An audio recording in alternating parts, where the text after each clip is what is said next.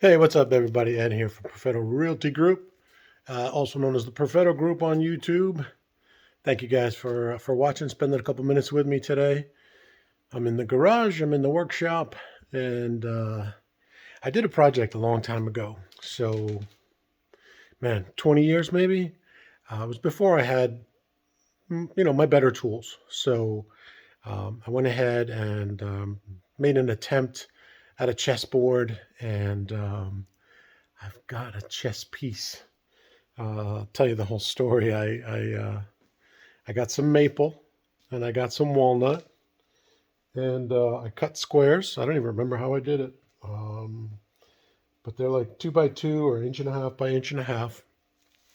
And I don't know if I did it on my table saw or what. Probably super dangerous, super risky to do it. But anyway, put together this thing. Hold on, this thing, which man, it's got a baseboard underneath it, and it's actually, I believe that's cherry on the trim.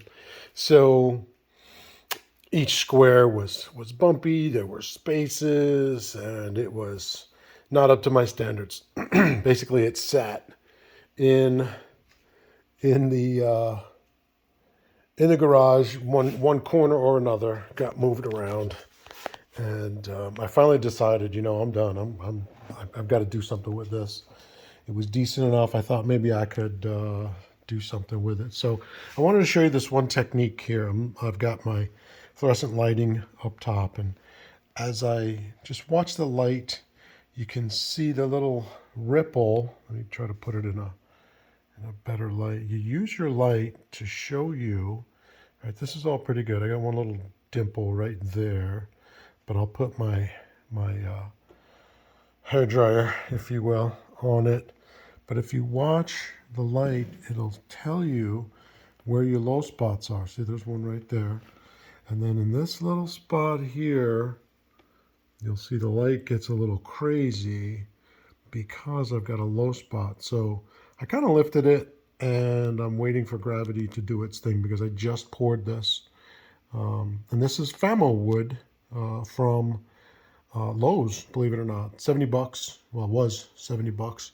Gets you a gallon, half gallon each of the epoxy and the resin. So you can see the low spots with that little wiggle. And anyway, what I did was I broke out my oscillating tool and I tried to grind it down, and didn't really work well. So I went balls to the wall. I went and got my belt sander, and I had a few casualties. This one's a 40. I mean, I really tore into that thing, and it leveled it. It leveled it. Left some scratches, like you can see here. I mean, I was going at it. You can see it in the maple too. It kind of adds a little character. I don't really mind. But I went back with the oscillating tool to try and. I went from the 40 grit to 100 grit, and I thought, you know what? I like it. So I didn't sand anymore. Kind of got a little tired of sanding, and you can see I'm still waiting for gravity. It may or may not finish that, but I'm okay with it. Another technique you can use is if you go sideways with your phone, you can see right there in that walnut. See that? You can see the haze in there. So the Famo wood that I have is kind of old. It's a couple of years old. I've tried a few different things and just went back to the Famo wood with this one. And so I mixed it and mixed it, and it's just kind of, I think it's a little old, and I think, could have used, actually what I did, the first coat I put on here was in the process of curing when I thought, there's not enough in here. So I mixed up another batch. Hold on. Mixed up another batch and poured it on while that first coat was curing. So I think it, kind of didn't mix well. I should have waited for that first coat to cure, harden the next day. But you know, that's what happens. We get in a hurry. We make poor decisions. And I mean, I think it's still pretty. Of course, I'm gonna wait for this to harden, and then I'll take the form out. And you know, I'm not gonna touch this top. It's gonna be good enough for me. And I'll have the sides to do. I'll probably trim, you know, just the tiniest bit off the sides, sand them up, and I don't know. I'll probably just poly the sides instead of more epoxy. That's just I made this form super snug. Could have, you know, on some of these here, there's a gap, so there's going to be some epoxy down in there, and then on this side, it's super tight, so there won't be any down on the side. You know, again, it was just kind of in a hurry. It was a piece of, you know, old scrap. But I also wanted to show you guys. I've got this Mappa burl piece, and it's got some, you know, interesting color. That's the most interesting characteristic of it is the all the nipples. Hold on, I'm gonna bring you over. All the nipples and you know, space landing type structure on it, but I'm not sure how. I'm still not sure what I'm going to do with that piece.